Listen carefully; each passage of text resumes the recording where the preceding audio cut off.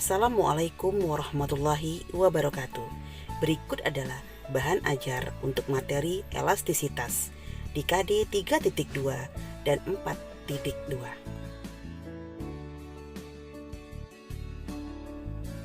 Saat sedang berkendara, kamu pasti pernah melewati polisi tidur di jalan.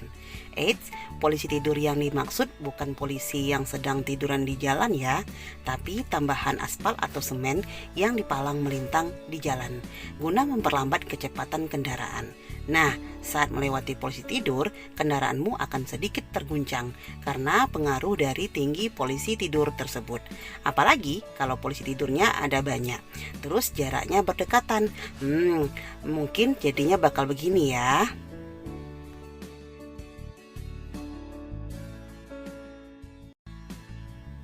Untungnya, setiap kendaraan memiliki alat yang berfungsi untuk mengatasi setiap guncangan yang terjadi di sepanjang perjalanan. Peredam kejut atau shock absorber, nama kerennya. Peredam kejut akan menyerap setiap guncangan dan mengubahnya menjadi gerakan yang elastis. Perhatikan video berikut.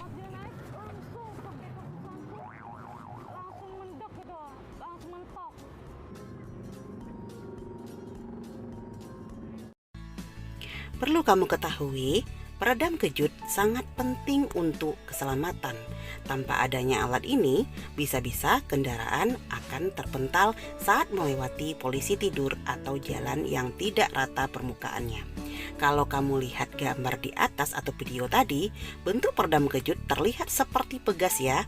Hal ini yang menyebabkan sifatnya menjadi elastis. Tapi ngomong-ngomong masalah elastis, memangnya elastis itu apa sih? Elastisitas. Apa itu elastisitas? Baik, kita melakukan eksperimen dulu dari dua bahan berikut, pegas dan plastisin. Pegas akan kembali ke bentuk semula setelah ditarik, sedangkan lilin mainan akan berubah ke bentuk yang baru, yaitu menjadi lebih panjang. Pasti itu jawabannya, tapi kenapa bisa begitu ya? Jadi gini, pada dasarnya semua benda yang ada di bumi dapat mengalami perubahan bentuk atau disebut deformasi apabila diberikan sejumlah gaya. Kemungkinan seperti itu ya percobaan itu tadi. Nah, kemampuan yang dimiliki benda untuk kembali ke kondisi awal saat gaya yang diberikan pada benda tersebut dihilangkan, itu disebut dengan elastisitas. Hubungan antara gaya yang diberikan pada pegas dengan pertambahan panjang pegas dapat dibuat ke dalam bentuk grafik seperti gambar berikut.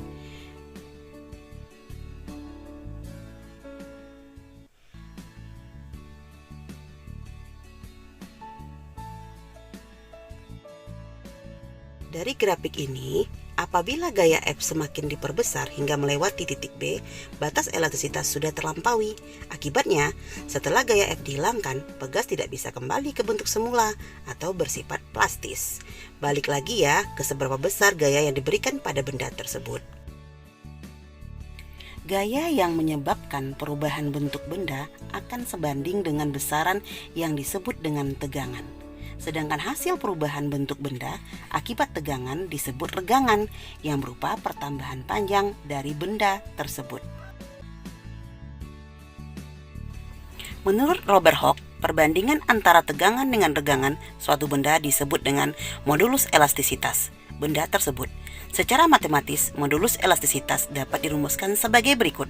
Tegangan adalah F per A, sedangkan regangan delta L per L0, dan modulus elastisitas adalah tegangan per regangan.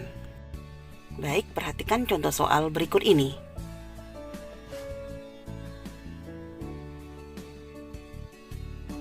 Pertama-tama, marilah kita mencari besar tegangannya terlebih dahulu.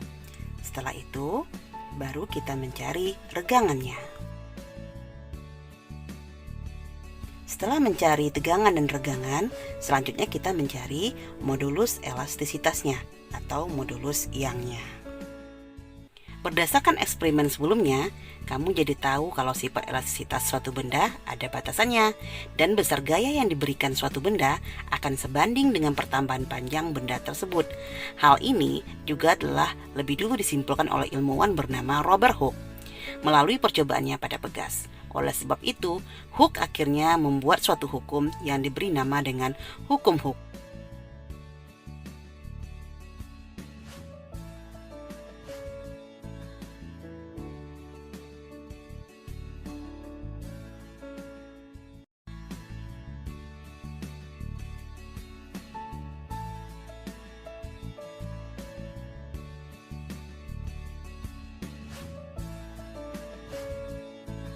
Baiklah teman-teman, semoga video bahan ajar untuk materi elastisitas ini bisa bermanfaat untuk kita semua. Assalamualaikum warahmatullahi wabarakatuh.